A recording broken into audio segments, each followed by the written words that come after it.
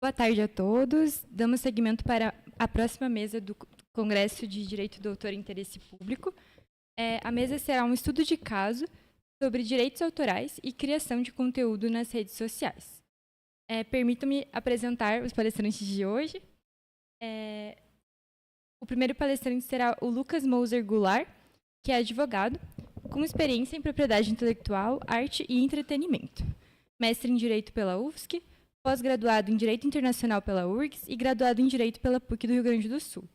Atualmente, cursa Ciências Sociais na URGS, é membro do Núcleo de Pesquisa em Propriedade Intelectual da UFSC. Por favor, palmas. O próximo palestrante é o Lucas Silveira Duarte, que é advogado, mestre em Direito pela UFSC, graduado no curso de Ciências Jurídicas e Sociais da Universidade do Vale do Rio dos Sinos, também pesquisador do Núcleo de Pesquisa em Propriedade Intelectual da UFSC. A próxima palestrante é a Isadora Beis, que é advogada, pós-graduanda em Direito Penal e Processual pela Universidade de Santa Cruz do Sul, bacharel em Direito pelo Centro Universitário da Serra Gaúcha. E também a palestrante Nara Cavalcante, que é mestranda em Direito pela UFSC, bacharel em Direito pela Universidade do Sul e Sudeste do Pará e pesquisadora do Núcleo de Pesquisa em Propriedade Intelectual da UFSC e realiza pesquisas na área de PI e tecnologia. E para moderar a nossa mesa, o professor Lucas Fuentes Gonçalves, que é doutorando e mestre aqui pela casa e bacharel em Direito pela UFSC e pesquisador do GEDAI. Desejo a todos um ótimo evento e mesa.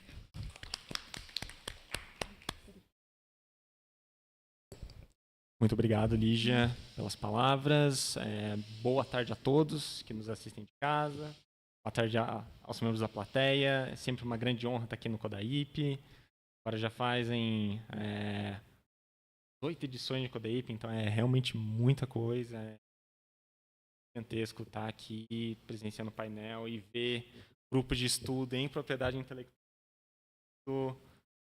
especialmente vindo de onde eu fiz o bacharelado, na UFSC, a professora Alice, que está ali na plateia nesse momento, criando aí o NUP, realmente conduzindo uma pesquisa brilhante. Eu acompanho bastante o trabalho do grupo de vocês, acho que vão fazer realmente um trabalho excelente aí. Então, não vou demorar muito mais. Temos uma mesa com 3 Lucas. Então, isso aí. Referi pelo nome e sobrenome, então Lucas Goulart está com a palavra. Obrigado, Lucas. Bom, queria boa tarde a todos. Em dizer que a gente está muito agradecido de estar aqui, agradecer à Universidade Federal do Paraná, o Grupo GEDAI, por estar organizando esse evento, que posso dizer que é o evento mais importante de discussão de direito autoral hoje no Brasil. A gente também queria deixar registrado um agradecimento especial para o professor Marcos Wachowski, pelo empenho de tornar esse congresso possível.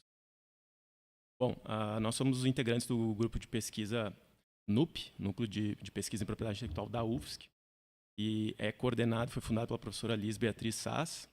Para quem acompanhou as palestras da manhã, ela palestrou sobre propriedade intelectual e sustentabilidade na América Latina. E nós somos um grupo certificado pelo CNPq, e a gente busca identificar impactos de forma crítica da propriedade intelectual, os direitos de propriedade intelectual na sociedade, num sentido mais amplo.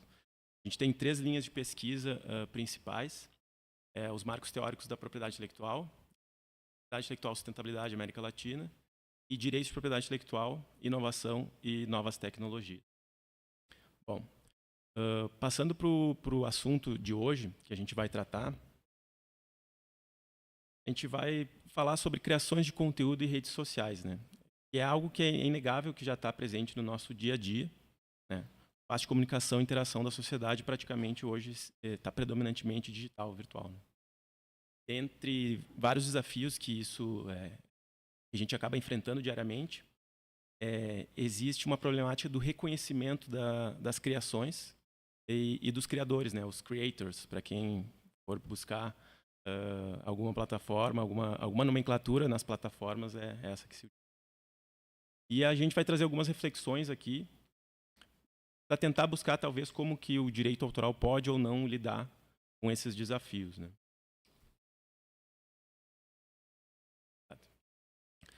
Bom, aqui do lado esquerdo do slide vocês vão ver os temas que a gente vai estar abordando hoje.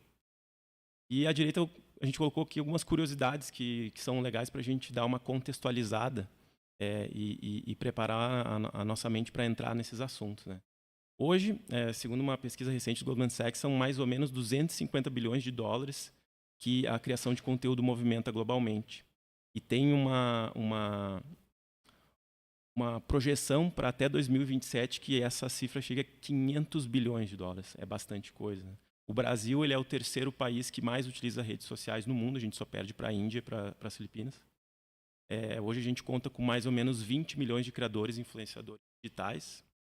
Se a gente for comparar com o número de médicos e advogados no Brasil, a diferença é gritante. A gente tem mais ou menos 1,8 milhões desses profissionais em frente aos 20 milhões de criadores de conteúdo. E, por último, queria trazer aqui um dado do Instituto Nielsen de Pesquisa, que, para mim, é o mais impressionante. É que, na média, 90% de confiança existe a mais no público que acaba recebendo influência de propagandas através de conteúdo digital. 90% mais do que as mídias tradicionais. E essas mídias de influência, elas tendem a funcionar mais ou menos 11 vezes mais do que qualquer outra mídia tradicional. Então, é um impacto realmente impressionante. Bom, feita essa introdução, queria já deixar aqui registrado, se vocês quiserem nos seguir nas redes sociais, é NUP, UFSC, NUP com 2 P's.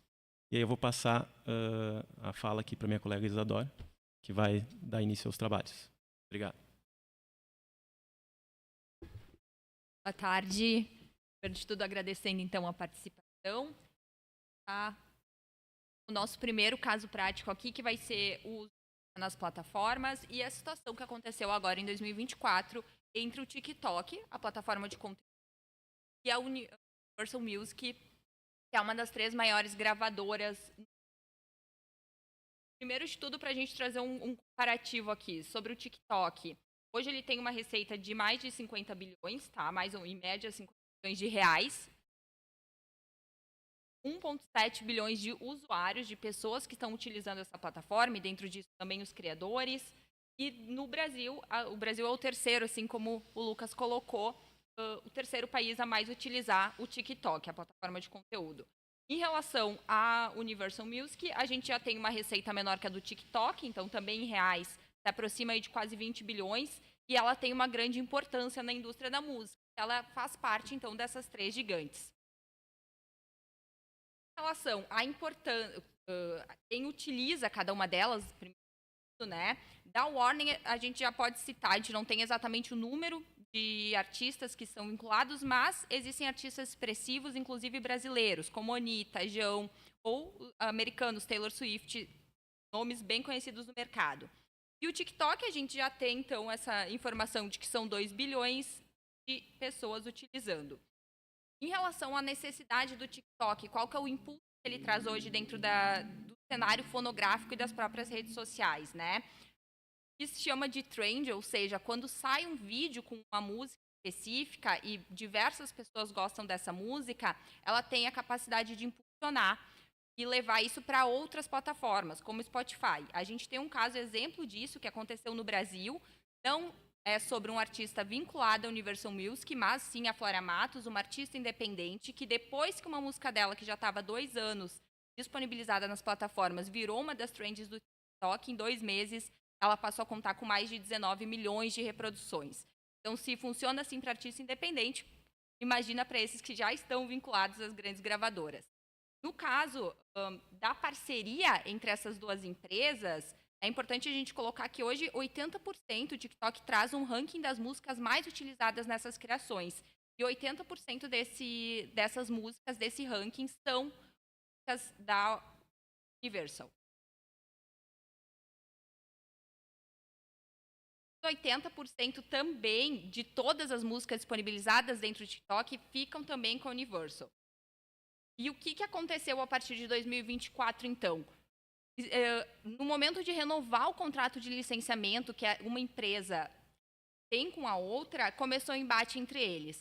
A Universal trazendo para nós que o acordo visava fortalecer uma receita para os compositores, os artistas, mas que o TikTok estava disposto a pagar somente uma quantidade irrisória pelo uso desse catálogo. E também levantaram muitos questionamentos sobre o uso de inteligência artificial na plataforma. Já o TikTok apontou que era um caso de ganância da Universal, que eles sempre optaram por deixar, que eles mesmos estavam optando por deixar de ter o apoio poderoso dessa plataforma, que contava com mais de bilhões de usuários e que serve como um meio gratuito e de promoção de descoberta de talentos. Então, o que a gente tem? Uma divergência no modelo de negócios e principalmente nos interesses dessas big techs, uma necessidade, uma depende da outra para estar em funcionamento, e as consequências que vão para os artistas que acabam não sendo remunerados no período em que não há esse contrato de licenciamento ativo, os criadores que perdem o conteúdo deles do formato que haviam colocado, porque no momento em que sai o catálogo do ar, aqueles vídeos criados antes também já se tira a música que pertencia a ele, e todos os usuários que não vão mais ter aqueles conteúdos feitos da forma como havia sido programado.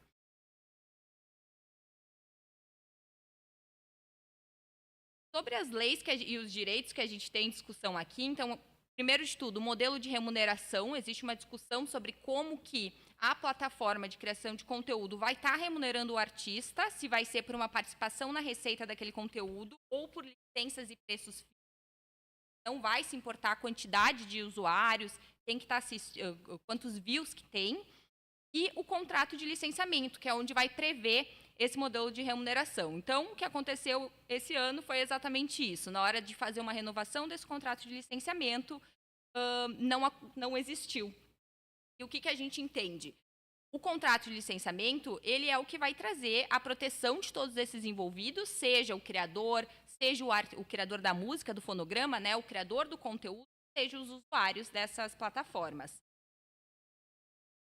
A gente vai precisar, dentro desse contrato de licenciamento, então, esse caráter de proteção e uma estrutura sólida, tanto para a resolução de novas disputas, quanto para as negociações futuras. A solução que a gente encontra para esse tipo de caso hoje é uma clareza contratual, ou seja, por mais que a gente não tenha acesso ao que existe de fato de contrato entre essas plataformas, sempre precisa constar as permissões e as restrições nos usos das faixas, ou seja, todos esses debates em relação à utilização de inteligência artificial, a compensação devida para os criadores dos fonogramas, não o criador de conteúdo do TikTok, mas o criador de fonograma vinculado à Universal ou a outra gravadora, a duração que essa licença vai ter, então até quando que vai estar disponibilizado esse catálogo, as circunstâncias que podem acabar de fato com esse acordo, para que isso não seja uma surpresa novamente, a responsabilidade de cada uma dessas partes, o que é da plataforma de conteúdo e o que é da plataforma da empresa de música, de fonograma, né? E as penalidades aplicáveis. O que aconteceu de fato dentro dessa situação, a gente não sabe como que ficou esse acordo final, mas o que as próprias empresas disponibilizaram por meio de notas foi que agora sim elas encontraram uma forma de trabalhar juntas e lidar tanto com as questões de quanto com as questões de remuneração dos artistas. Essa é uma situação que não foi levada até o judiciário, então o que a gente tem aí são essas informações da mídia e essa lógica contratual que se espera que tenha sido aplicado esses cuidados de clareza contratual entre as partes para que não hajam novos prejuízos futuros nesse sentido. E agora eu vou passar a palavra para os nossos... Vamos começar a contar um pouquinho mais de casos que estão judiciais.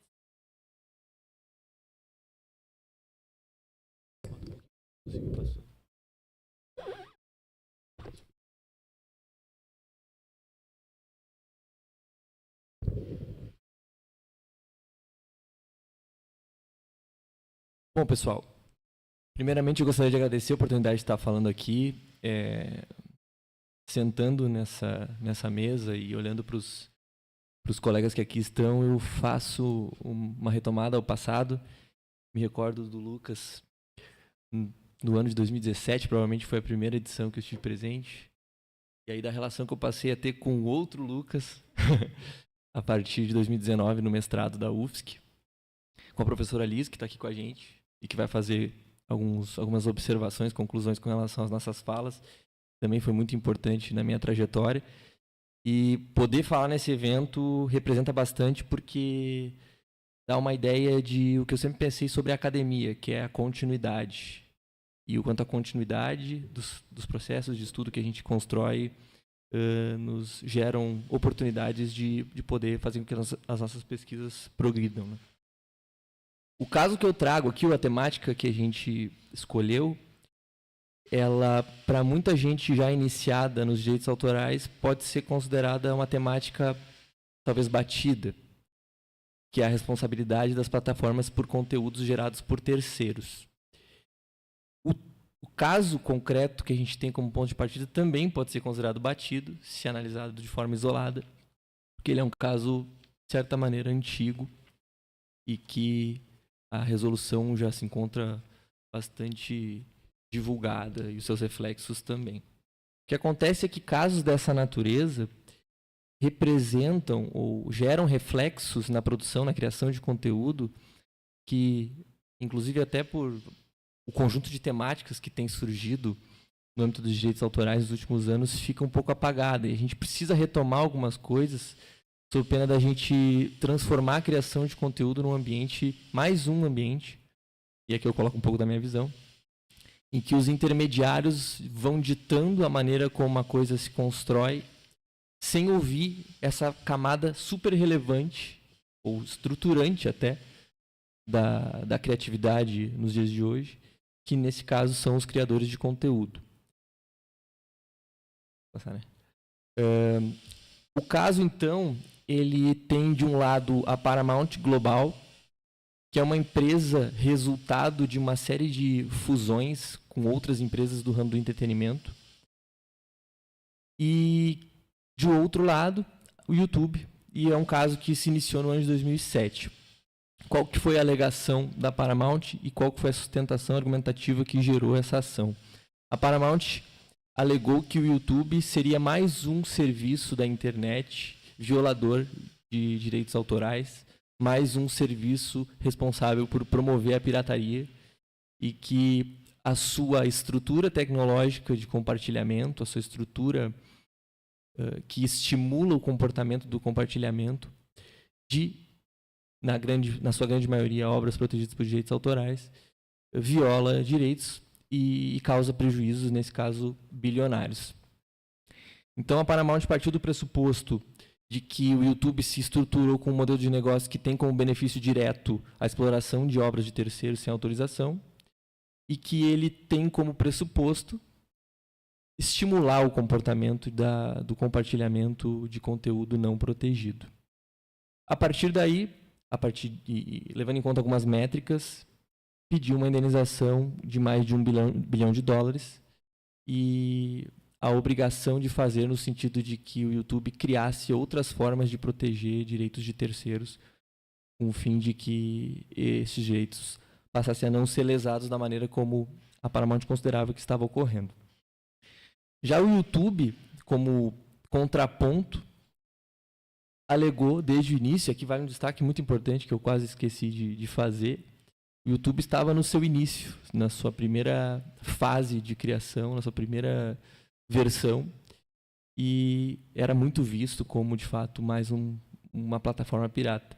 E ele estruturou seu argumento defensivo a partir da linha argumentativa no sentido de que o conteúdo que era produzido e compartilhado era feito por terceiros, seja do zero, seja editado, remixado e afins.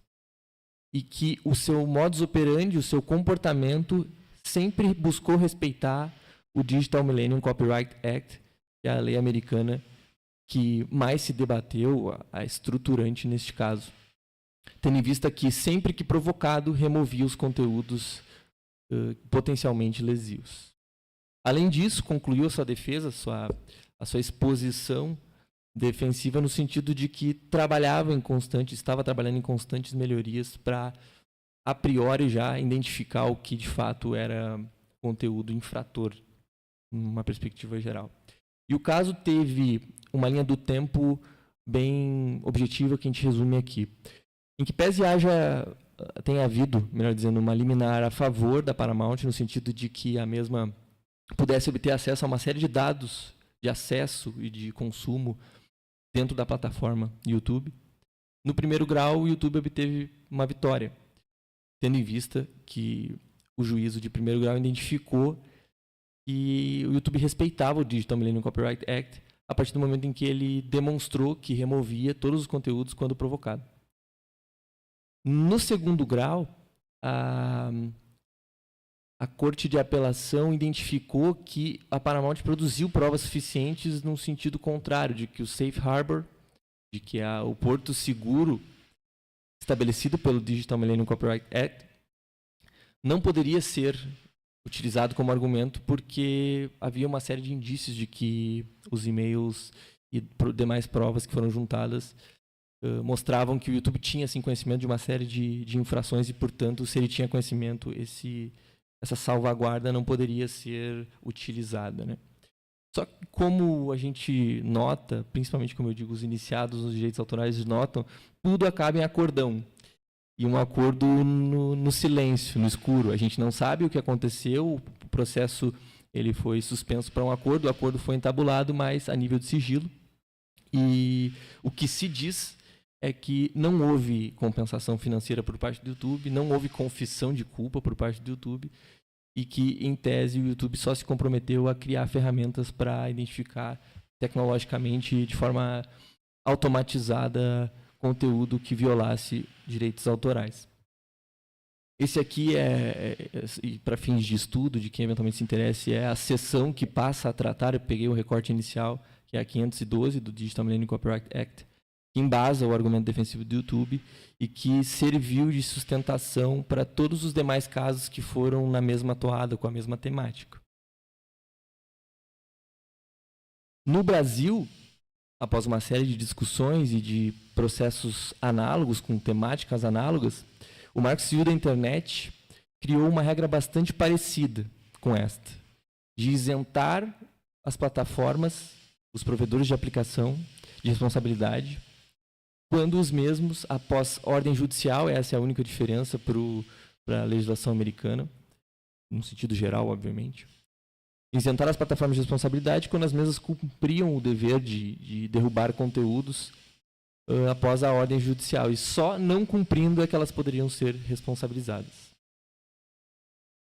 Então, o que a gente tem de fechamento? E aí vocês viram antes, a gente colocou que esse processo ele se iniciou em 2007 e o acordo saiu em 2014. A gente tem como repercussão que todos os casos com a mesma temática que surgiram posteriormente, inclusive tem um caso na Alemanha que está ocorrendo este ano, está em discussão neste ano, com a mesma temática e com os dobramentos tendendo para o mesmo sentido, de definição da responsabilidade das plataformas nesse sentido. Elas só vão ser responsabilizadas se, quando provocadas, não derrubarem conteúdo. No caso da lei americana, extrajudicialmente. No caso, por exemplo, da lei brasileira, do Marco Civil, após a ordem judicial. Só em caso de descumprimento dessas ordens é que elas poderiam ser responsabilizadas. Só que o que eu quero trazer aqui para a minha fala, além do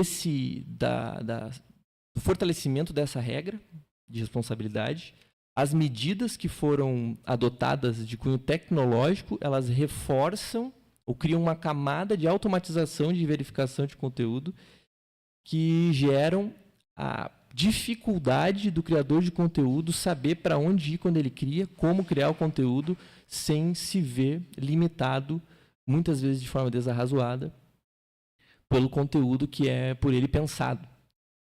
E essas medidas, aí eu cito como exemplo principal o Content ID, acabam gerando impactos que são os que eu gostaria que a gente passasse a refletir.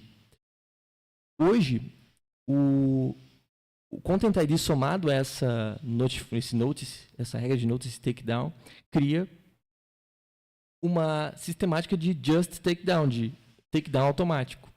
E isso tem sido bastante falado, inclusive, no âmbito dos criadores de conteúdo, de conteúdos que são produzidos exatamente sobre isso, gera uma instabilidade desconhecida e um frear a criatividade no âmbito das redes sociais, e muitas vezes estaria ou partindo de um pressuposto de um conteúdo plenamente original, e aqui eu sempre lembro do caso do meu colega Lucas, que postou um conteúdo, eu sempre digo isso, porque eu acho que é um exemplo muito óbvio e realmente volta a acontecer de forma corriqueira.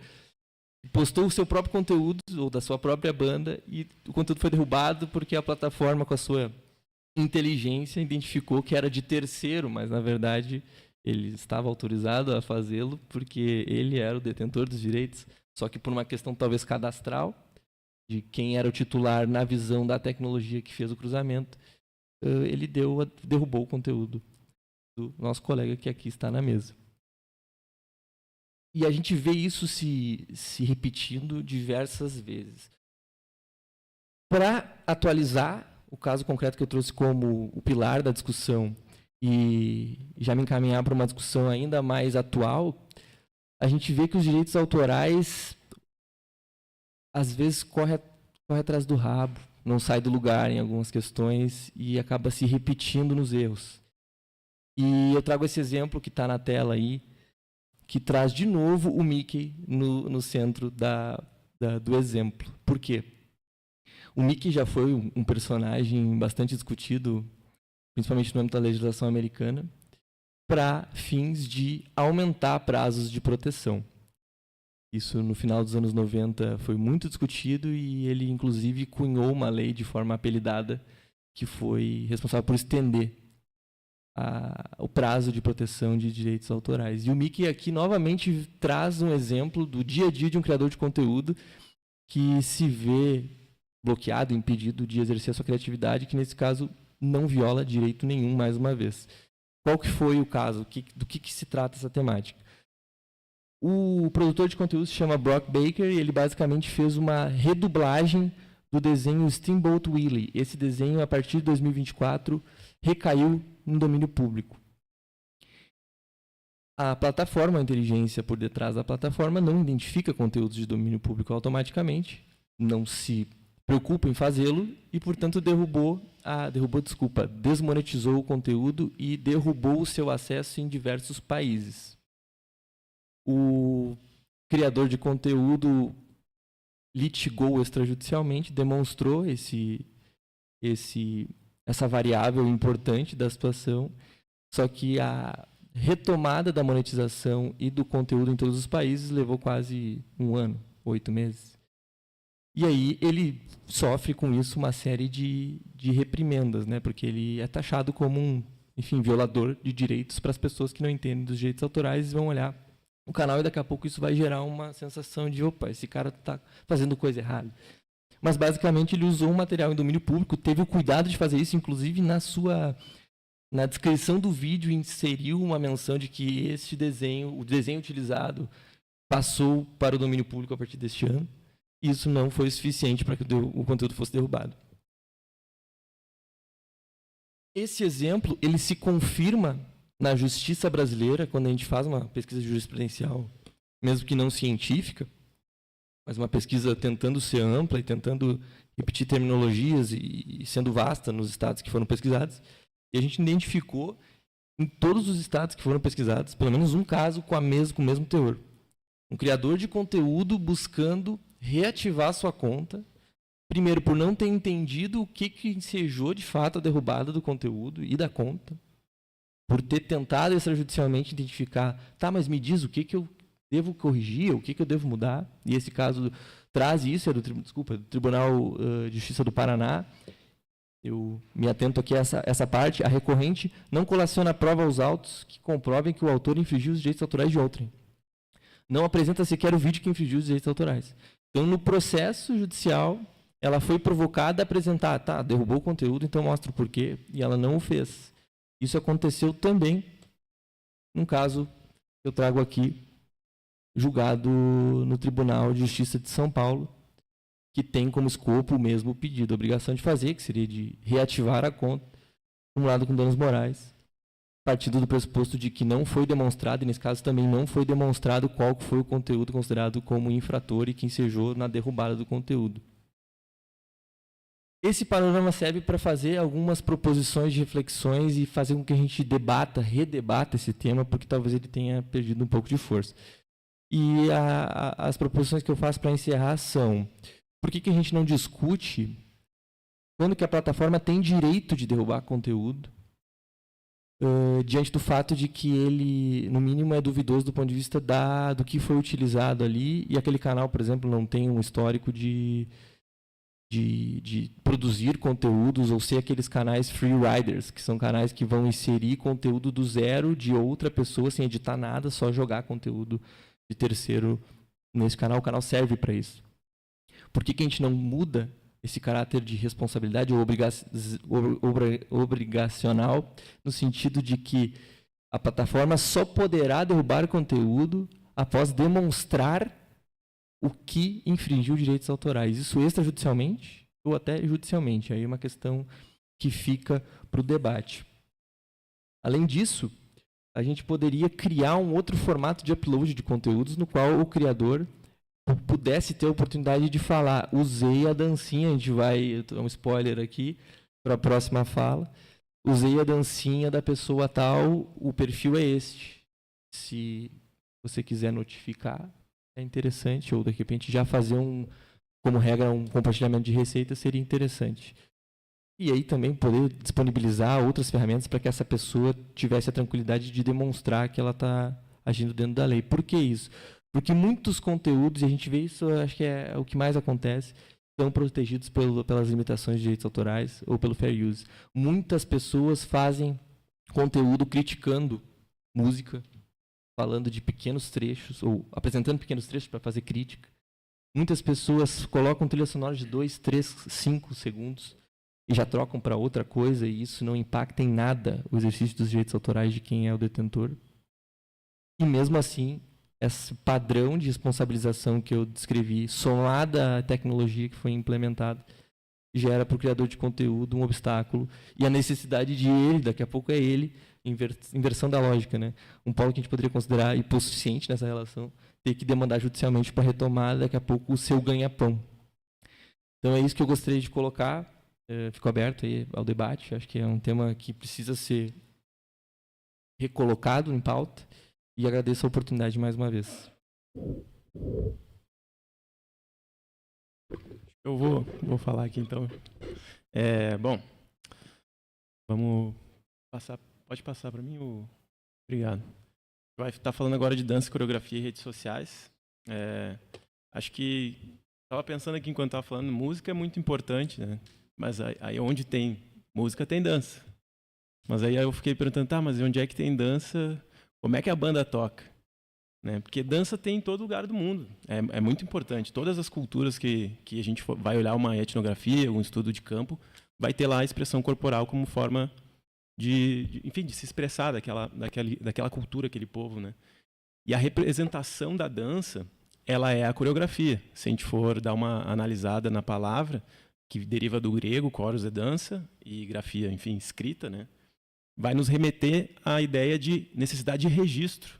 E aí é o corpus mecânico que a gente tem no direito autoral, né? Se no balé clássico a gente tinha um tipo de partitura de dança onde cada passo era registrado, hoje a dança a gente registra, mas normalmente com um vídeo, né? E a partir desse vídeo, em tese, a dança coreografada já vai estar protegida, né? Pode mudar para nós? Obrigado. E no nosso caso aqui é o inciso 4º do artigo 7º da LDA. E aí, com esse registro, a gente está protegido, né? Só que, na prática, a teoria é outra.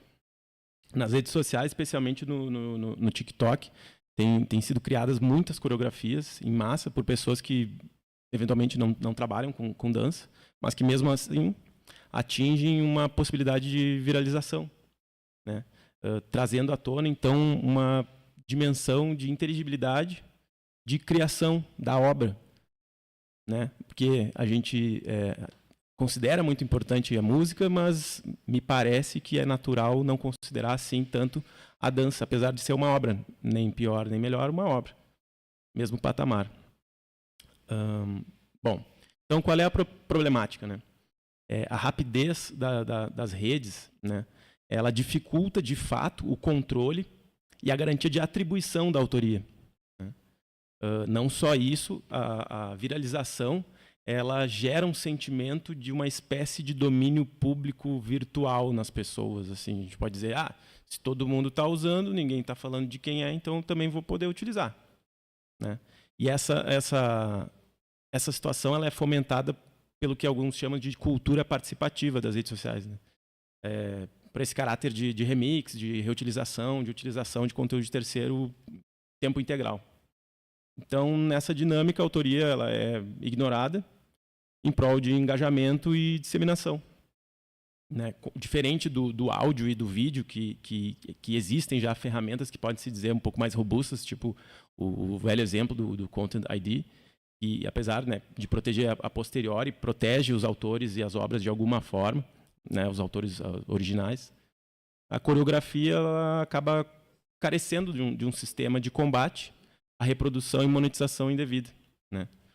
Então fica prejudicado e fica propenso a uma inobservância da atribuição de autoria, né? E aí, de novo, a gente volta ao TikTok, que é principalmente onde ocorre esse tipo de situação, que é praticamente impossível de acompanhar o uso de cada reprodução de uma nova reutilização, um novo remix, né? Na grande maioria dos casos, o conteúdo é replicado e se perde a conexão com o originário.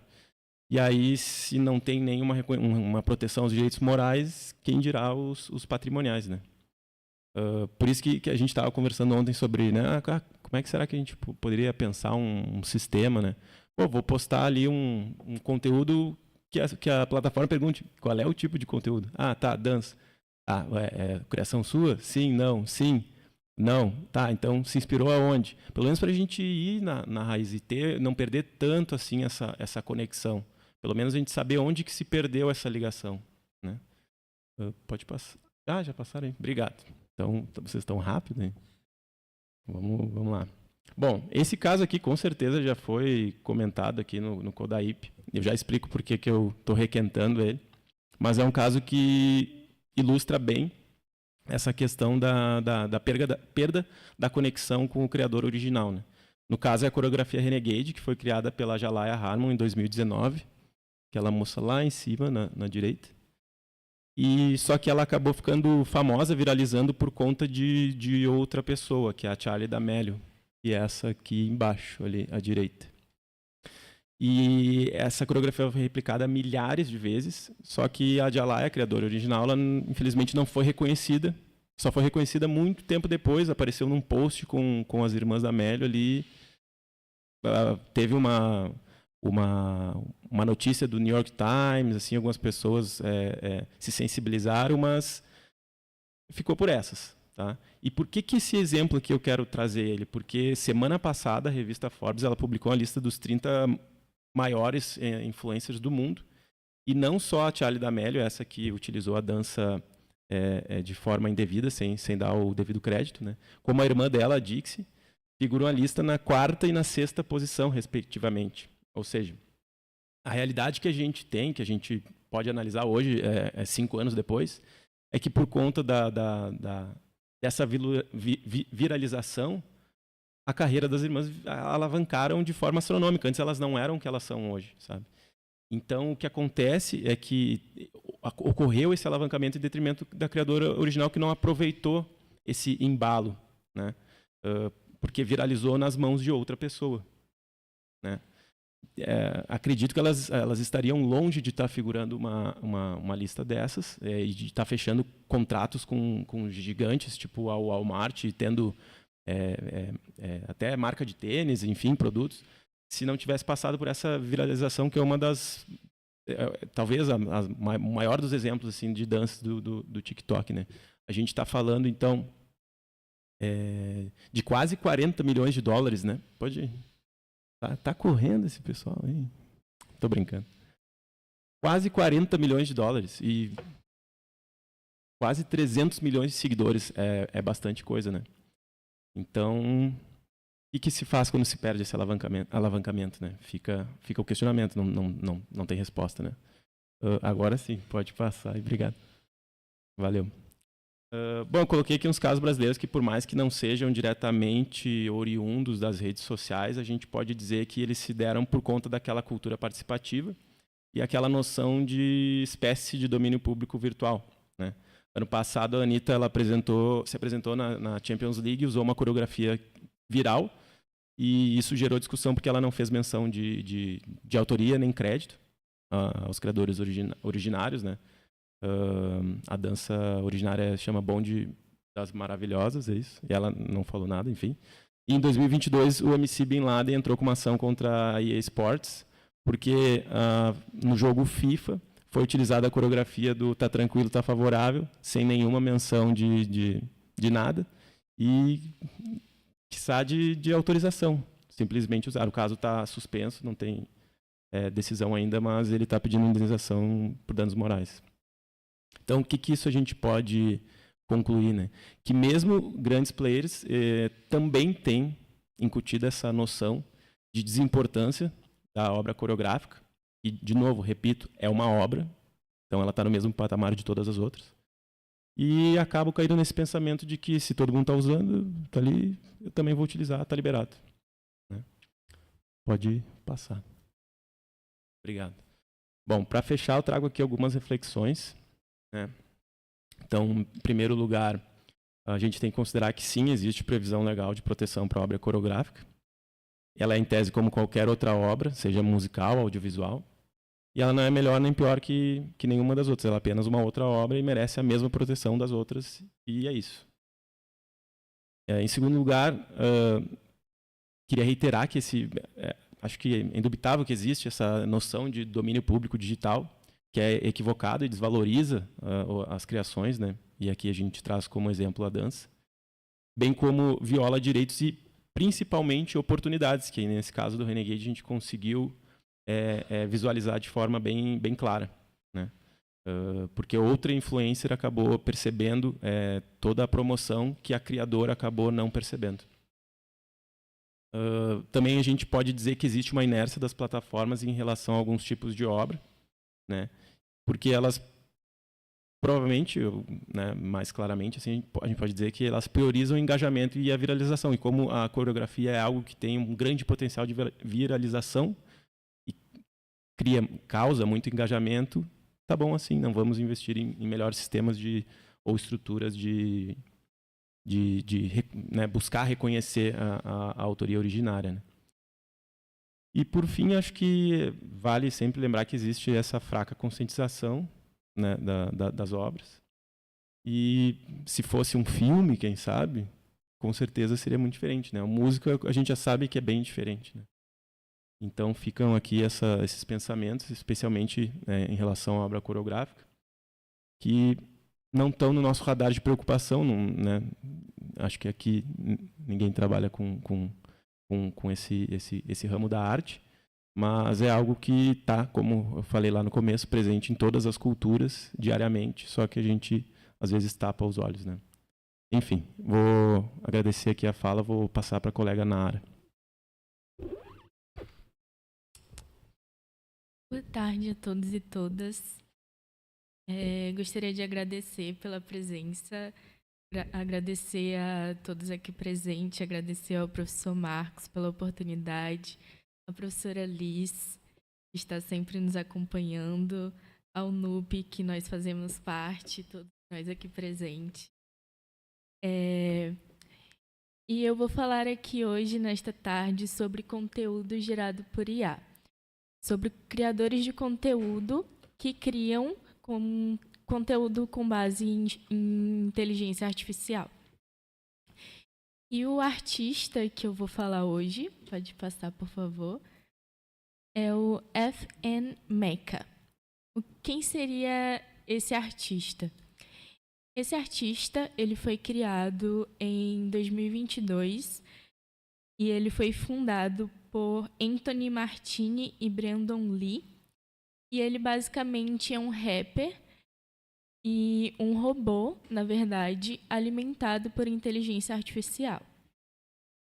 Esse robô, ele foi lançado nas plataformas digitais, tanto Spotify, Instagram, redes sociais, e imediatamente ele sofreu bastante comemoração. Ele foi muito aplaudido por todas as empresas, ele foi bastante aplaudido mesmo, houve bastante alvoroço com a sua chegada por todas as empresas. E, de acordo com a sua rede social, Instagram, na sua bio do Instagram, ele se denomina assim: é um robô rapper não aceito por este mundo. E como a gente vai ver adiante, ele realmente não foi aceito por este mundo. Mas, como a gente vê, ele é um rapper alimentado por IA e ele performa diversos estereótipos raciais. Pode passar. Essa é a imagem dele. Foi assim que ele foi criado e desenvolvido. E, de início, é importante destacar que os 2 criadores dele são 2 desenvolvedores brancos. E é importante destacar isso de início, porque é importante saber como que ele foi desenvolvido. Bom, é importante destacar que todos esses desdobramentos que estão dispostos aqui, toda a história desse rapper que eu vou narrar, foram desdobramentos desenvolvidos durante 20 dias apenas. Então, foi algo que teve uma explosão muito grande, mas também que foi muito rápida. Então, tudo isso aconteceu num período de 20 dias. Então, houve o lançamento desse rapper, do FN Meka, e a empresa lançou ele. E como houve uma explosão, como eu disse, grandes empresas correram para firmar diversos acordos com ele. O FN Meka já lançou músicas nas plataformas de streaming e uma das empresas, que foi a Capitol Records, já tentou firmar um acordo com eles e conseguiu fechar um acordo com a FN Meka e com os desenvolvedores desse rapper. Pois bem, durante esse período, menos de 7 dias depois do lançamento desse rapper, conseguiram fechar o acordo, o contrato com esse rapper. Só que, a partir disso, diversos movimentos sociais, movimentos da cultura negra, principalmente nos Estados Unidos, surgiram em oposição tanto a esse rapper, a essa inteligência artificial, a empresa que tinha lançado esse rapper, a própria Capitol Records, pedindo para que quebrasse esse contrato, pedindo para o encerramento dessa inteligência artificial. E por quê? E a partir de então eu vou explicar o porquê. Aqui a gente pode ver como que é o avatar dele, como que ele se apresenta como um homem negro. Ele tem a fala negra. Como é a fala negra? Eu não estou produzindo um estereótipo, mas para quem conhece as pessoas dos Estados Unidos, eles possuem um sotaque diferente das outras pessoas brancas. Então, o sotaque é de uma forma diferente. Mas não somente isso, eles utilizavam de uma forma mais estereotipada. Então, por isso, a crítica das pessoas dos movimentos negros dos Estados Unidos. Não somente isso, haviam vídeos postados pelo próprio rapper em suas redes sociais, onde ele andava de uma forma extremamente estereotipada. E, como eu disse no início, foi desenvolvida não por pessoas negras, mas por pessoas brancas. É como se fossem pessoas brancas fazendo pessoas que elas imaginavam que fossem negras e colocando ali para performar como se fossem pessoas negras. Mas esse não era o maior problema. O maior problema foram 2 questões. Que nas músicas que esse rapper cantava, ele pronunciava diversas e diversas vezes a N-word, que é aquela palavra que começa com N e que somente as pessoas da comunidade negra que podem falar. E, mais uma vez, lembrando, esse robô ele foi desenvolvido por pessoas brancas. Portanto, tecnicamente, esse robô ele não poderia falar.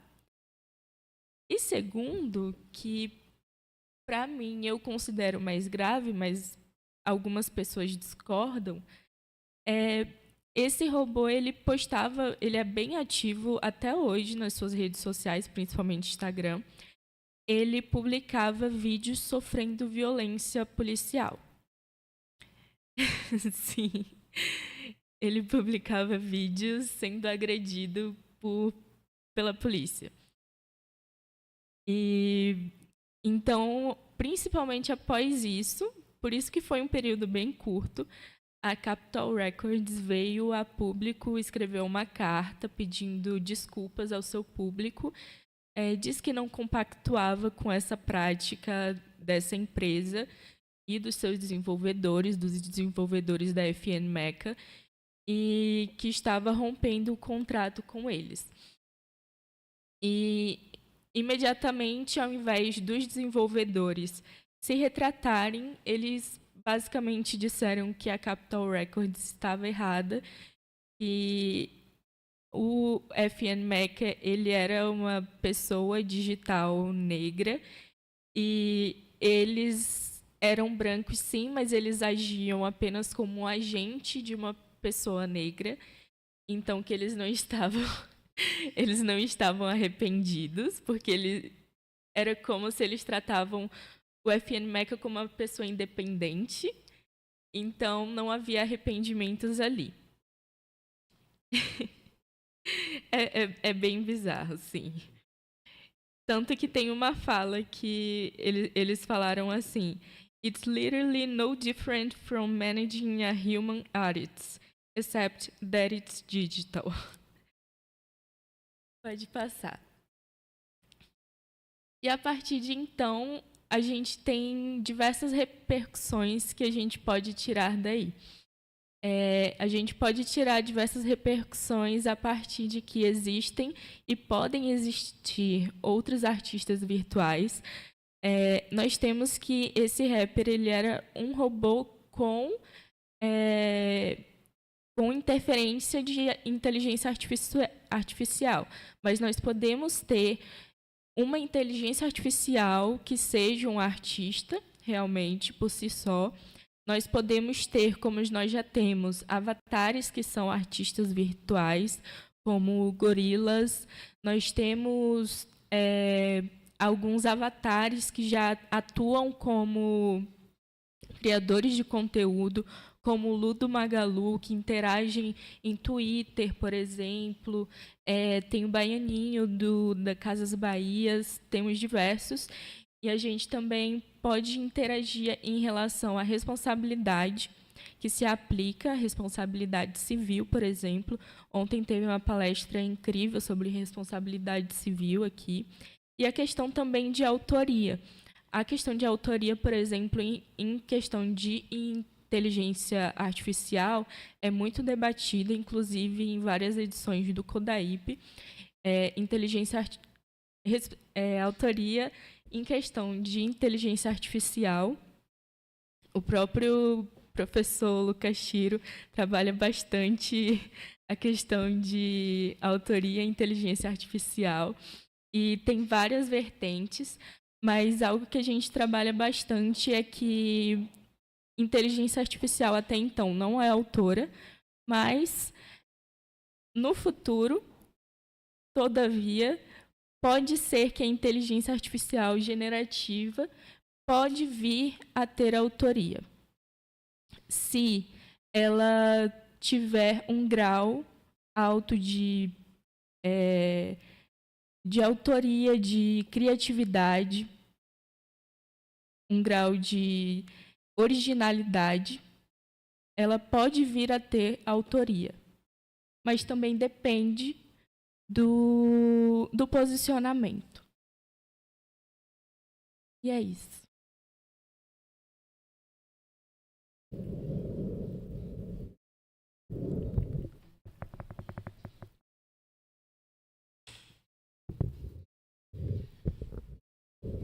Então, pessoal, acho que cada um de nós aqui teve a incumbência de trazer casos temáticas que são sustentadas por casos distintos, alguns judiciais, outros extrajudiciais, mas que geraram conflito tanto entre agentes, sujeitos de direito, quanto conflitos de interpretação, de como seguir, como interpretar o direito a ser aplicado a essas questões. E a gente trouxe aqui conclusões gerais sobre cada caso. Eu gostaria de falar um pouco da minha visão geral sobre esse contexto de exemplos que a gente trouxe, em que pese tenham temáticas distintas, eles têm algumas questões, características que dialogam e que eu, nas minhas pesquisas, sempre tento direcionar a análise, que é, primeiro, responsabilidade, inclusão, direcionamento de obrigações mais claras e mais, do ponto de vista do direito, complexamente pensadas às plataformas, aos intermediários. Jogar um pouco no colo dessa galera, que é relevante para o contexto atual de criação de conteúdo, que é importante para a evolução da produção de criatividade, do exercício da autoria, por exemplo, mas que não pode estruturar o modelo de negócio sem observar a importância da voz do criador ou dos criadores de conteúdo. Inclusive, eu estava pensando antes, pode soar como uma bobagem nesse momento, mas em algum momento, em um momento histórico envolvendo direitos autorais, a gente viu a criação de uma associação de gestão coletiva de direitos no âmbito teatral, para depois evoluir para a música, para depois evoluir para o filme. A gente daqui a pouco vai ver a necessidade de surgir associações que representem influencers, criadores de conteúdo. Isso é uma questão que eu acho que vale pontuar. E gostaria de também oportunizar aqui o restante do pessoal a fala, mas deixar esse recado que, tendo em vista o poderio econômico, financeiro e político destas plataformas atualmente e as possibilidades de dialogar e de evoluir no contexto de como elas podem agir para equilibrar os interesses que estão em jogo, a gente deve propor, deve insistir, deve ser chato do ponto de vista acadêmico para que essas questões não deixem de ser discutidas. E aqui vale o exemplo, até posso dar esse gancho aí para o Lucas falar um pouquinho, que a gente tem, por exemplo, como ele mesmo citou, mesmo que ano passado, uma estrutura muito bem definida para coibir supostas infrações, e aí a Isadora também pode falar, a direitos autorais no âmbito da música nas plataformas, mas não se movimentou para coreografia, como o Lucas comentou. Não tem uma inteligência por detrás do vídeo a ponto de apontar, com perdão da redundância, para uma viralização de conteúdo que precisaria, entre aspas, ser coibida, e o próprio Lucas comentou. É meio óbvia a razão disso. É essa viralização que torna para a plataforma aquele conteúdo como relevante do ponto de vista econômico. Mas isso não importa para nós, que somos juristas e pensamos o direito e devemos propor alterações, mudanças, enfim. Então eu gostaria de deixar aí à vontade as pessoas a concluírem, mas o meu recado no geral com relação à criação de conteúdo é esse. Se ontem muitos falaram aqui, o pessoal da última mesa da noite já, o professor Vitor Dumont, o professor Pedro falando que o direito está sempre atrasado, e está na cara que algumas questões que a gente precisa discutir, a gente está discutindo, mas que daqui a pouco precisam ser levadas para outras esferas para que eventuais proposições sejam mais concretas. Da minha parte é isso. Eu queria só complementar aqui, obrigado, né? Eu gosto quando a gente troca uma ideia assim nesse sentido de saber o que a gente está lidando, e para mim, como grande conclusão, fica que na real a gente não lida com um direito de autor, mas sim um direito de obra, né? Direito obreiro. E aí quando a obra ela passa a ter uma relevância, ela se torna cara em todos os sentidos possíveis, aí sim que começa a se mexer, né? Porque senão é isso, né? A gente fica aqui tentando debater como que a lei pode ser cumprida, mas na prática a teoria é outra. E, enfim, só esse adendo aí, porque eu tinha que falar do direito de obra, né? Obrigado. Então, Adora, mais algum comentário que você gostaria de fazer? Então, opa! Professora Liz, gostaria de fazer algum comentário sobre essa mesa? Então, primeiramente... Por favor, Lígia. Tem página de comentários. Então, vamos lá. Aí, ouvindo vocês falando, eu lembro muito das aulas do Marcos sobre sociedade informacional, a infocracia, como a gente está imerso em uma sociedade com informações, e o Byung-Chul Han, o sociólogo coreano, que fala da sociedade da transparência e tudo mais. Então, pensando principalmente na questão do TikTok, das coreografias, o quanto os usuários também ficam nesse sistema ali de trocas constantes de informação e vídeos e tudo mais, e nessa sociedade da transparência, que, segundo o autor, substitui ali a sociedade da vigilância. Então, a própria transparência, todo mundo entra na coreografia viral, porque todos estão fazendo, e se você não faz, você fica, né, de fora. Então, entra muito em questões psicológicas, sociais também.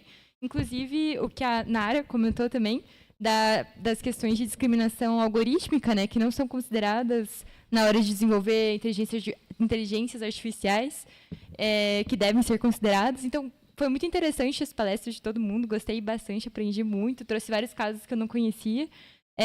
Não é bem uma pergunta, mas medidas que a gente poderia pensar para o direito não chegar atrasado nessas questões todas que foram levantadas. Eu sei que é algo muito novo, não tem muito sobre, mas queria levantar essa pergunta.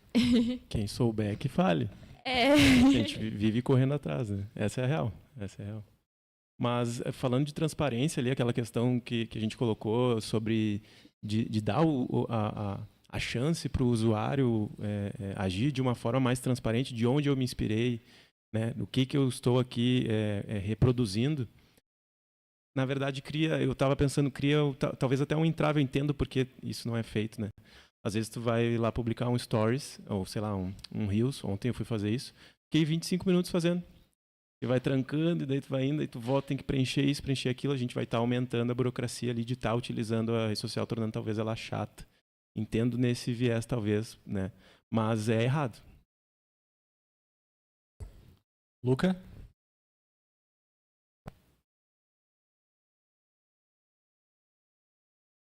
Bom, primeiro, desculpa o horário e ainda ter a cara de pau de fazer uma pergunta chegando perto do fim. Mas em minha defesa, eu estava no painel online, terminou a 1, então e eu estava de casa para pegar a internet garantida ali. Aí assim que terminou, eu vim correndo para ver se ainda pegava um pouquinho. Então, minha defesa foi isso e minha pergunta já pode ter sido respondida. Então, qualquer coisa eu assisto depois. Mas eu fiquei curioso porque eu li recentemente um estudo que saiu de um centro de pesquisa chamado CREATE, na Universidade de Glasgow, e eles analisaram vários termos de uso, né, de empresas que são fornecedoras de IA generativa, e eles perceberam o seguinte, que da forma como eles estão fazendo os termos de uso, no sentido de falar, olha, você pode ficar com o que você gerou, então os produtos da IA seriam do usuário, mas, ao mesmo tempo, eles trazem a responsabilidade por violações, inclusive de direito autoral, para o usuário. E aí eles comentam, eles falam, esse comportamento que a gente está vendo dessas empresas, parece que eles estão querendo entrar ali no benefício que as redes sociais, as plataformas têm, no sentido de uma suposta neutralidade e que eles só trabalham com conteúdo gerado por usuário, mas eles, na verdade, não são essas mesmas plataformas, têm um formato distinto, né? E, como vocês estão falando da questão dos influencers, criadores de conteúdo, tem situações que elas são cinzentas, né? Por exemplo, o Facebook... a Meta, né, ao mesmo tempo que ela é uma fornecedora de IA generativa, ela também é uma plataforma que ela trabalha com conteúdo gerado por seres humanos. E eu fiquei curioso para saber de vocês se vocês estão analisando, se vocês têm interesse de analisar como os fornecedores de IA generativa ou essas empresas que estão ali na interseção, como eles seriam tratados na nossa lei. Porque a gente não tem o que eles têm lá fora, que é o DSA e tudo mais, mas o PL de fake news ele é muito baseado no DSA, está tendo toda uma discussão sobre regulação de plataforma. Isso é uma questão que está preocupando vocês? Vocês pretendem ver ou já viram isso? Me parece que tem algumas questões dentro do teu questionamento que vão para variáveis distintas, mas, no geral, me parece que esse é o caminho que as empresas que fornecem, né, ferramentas de IA generativa, elas têm ido para o caminho de buscar surfar a onda da delegação da responsabilidade para o usuário. Partindo desse pressuposto, se a gente falou que o direito chega atrasado, a gente já está diante de uma questão que a gente poderia não chegar, a gente poderia se antecipar, e se antecipando me parece que seria bastante factível do ponto de vista teórico, jurídico, justificar que não se aplica essa mesma salvaguarda às IAs generativas, exatamente pelo fato de que elas, primeiro, por enquanto, não demonstram claramente de onde as respostas são, como as respostas são concebidas.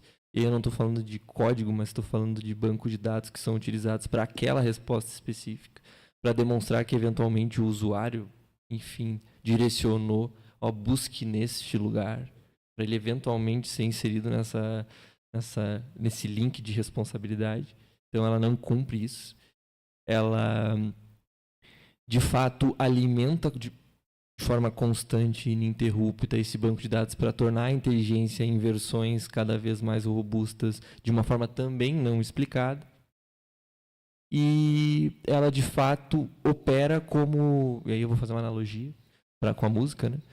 Com os softwares mais robustos de produção de instrumentos virtuais, no sentido de fornecer barulhos que são, a partir de comandos dados pelo usuário, resultam, né, numa linha de bateria, por exemplo. Mas o usuário que contrata aquilo não sabe se ele pegou o bumbo, a caixa, né, e os pratos da bateria do AC/DC. O usuário não tem como fazer isso. Então, me parece que esse caso, a partir desses insights, a partir deles, a gente pode conceber uma ideia de que essa linha de raciocínio de isenção eventual de responsabilização das plataformas que fornecem IA generativa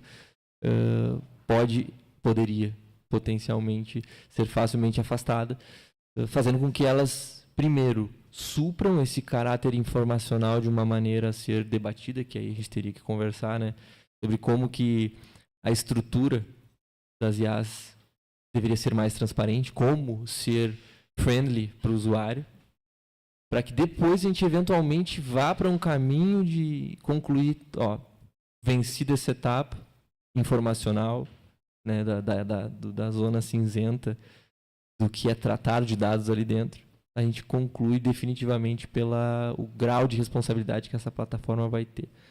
Do jeito que está hoje, ela é totalmente responsável por violações de direitos autorais em todas as esferas, na minha visão, exatamente por essa ausência de comunicação, informação e enfim, de facilitação da compreensão por parte de quem utiliza e quem analisa as ferramentas, né?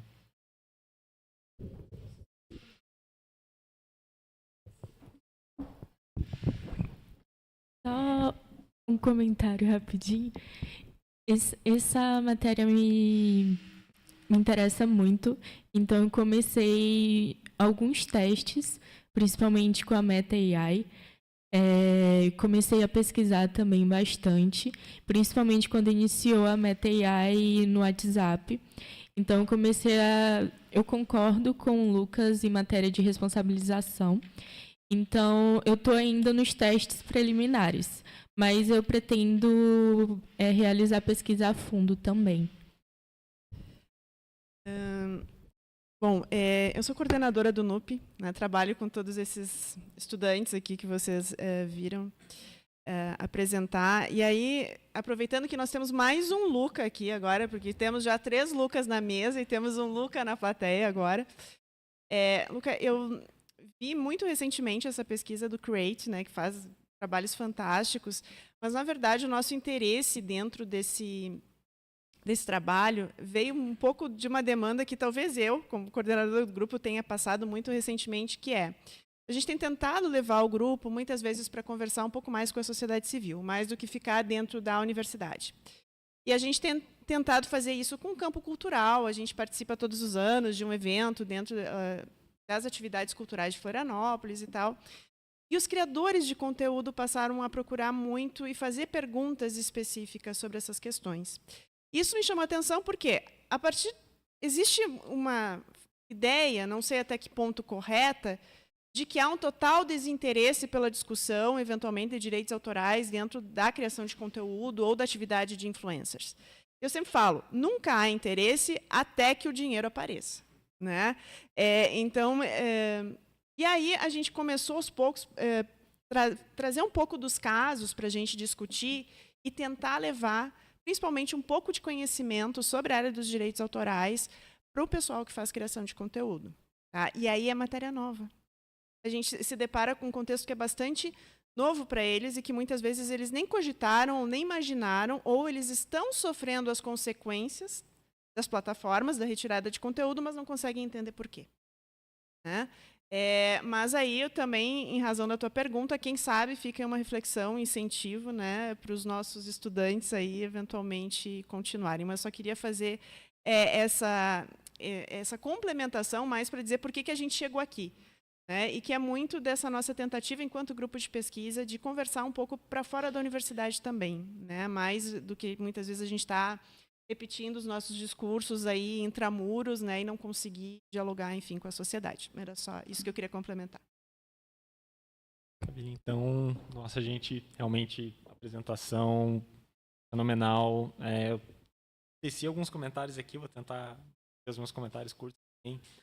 Especialmente depois que trouxeram o caso Paramount, de que você tem uma questão de super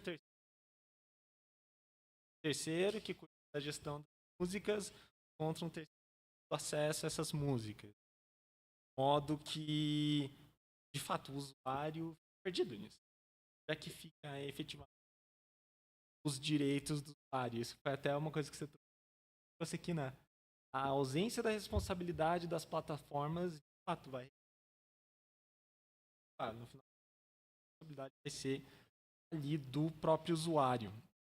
E volta um pouco a questão, nessa diferença que vocês trouxeram sobre o DMCA e as notificações do sistema brasileiro no artigo 19. Parágrafo 2º do artigo 19 que é fácil de perder, que eles justamente o regime de ou seja, a notificação ela vale até mesmo nas internas, é o que assim, se não tem isso, o Marco Civil não sai. E até historicamente discussões é difícil. É algo que é uma esse muito das plataformas, é um interesse muito grande das produtoras de conteúdo, o lobby dos artistas também grande, é o que efetivamente barrou 610. Então é difícil de ser. Então por isso que chega a um ponto que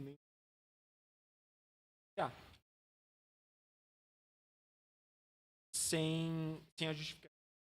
Por quê? Essas plataformas, esses determinações e regulações do direito dos Estados Unidos. Fala-se muito ali de decolonialismo, que a Helena permitindo que essas plataformas ponham suas regulações aí pela ausência. Então você tem determinações aqui, por exemplo, Fair Use. É um Instituto Brasileiro. Fair Use tem suas origens no Estatuto da Rainha Ana, é algo que aplica limites rígidos. Às vezes, também acho que Fair Use é o caso aqui. Então isso traz certas incongruências. Indo ali na questão, virando um pouco a ficha, assim, a questão do domínio público digital, eu acho que é tema de teste. E a questão da atribuição é um problema real que está sendo enfrentado sobre o texto ali de treinamento de IA. Algo que, a partir do momento que você como é que até mesmo o próprio FN vai produzir suas músicas de onde atribui, pega uma resposta, uma girafa. E aí a do Google vai te dar dados onde? É que você e vem a questão que também é tema da minha tese, então, o conceito de autor é algo que a Lei 9.610 aqui, pega no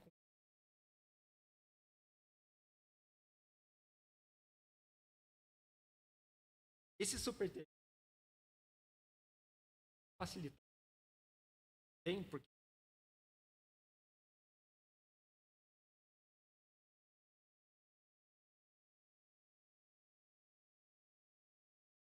como é que você quer permitir? Então, assim,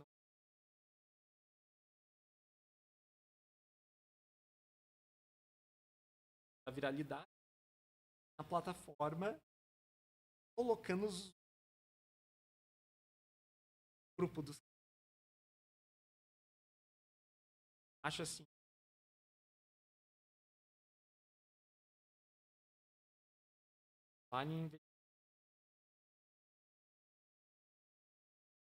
Então,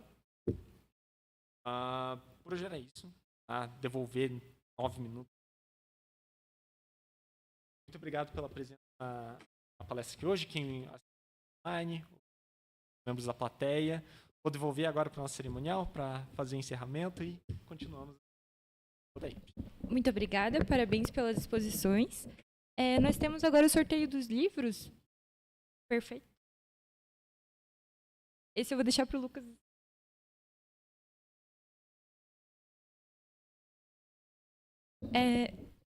Se puderem, então, não sei como vocês preferem por mês de nascimento, que nem a gente estava fazendo antes, se vocês têm outra. Então, se puder escolher um número de 1 a 12, por favor. Aí a gente vai seguindo. Nascidos em julho.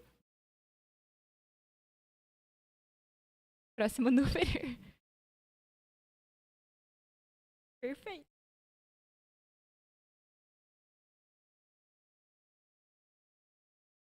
Mais nascidos em junho? Na plateia? Lucas, por favor, então, um outro número que não foi ainda. Júlio já foi. Nascidos em agosto?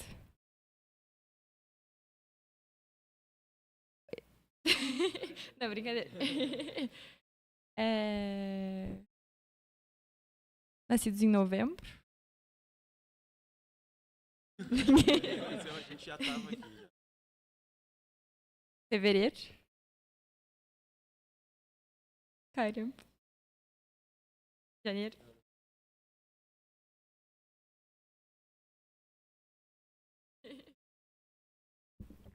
É mais fácil perguntar o mês que nasceu, né, Luiz? Abril?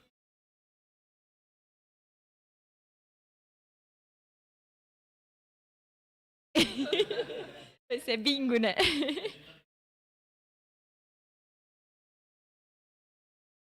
Sim.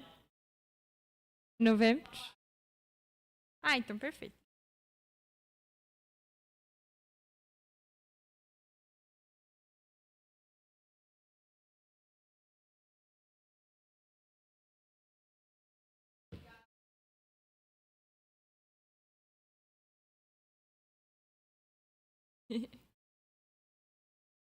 Acho que podemos encerrar então a mesa.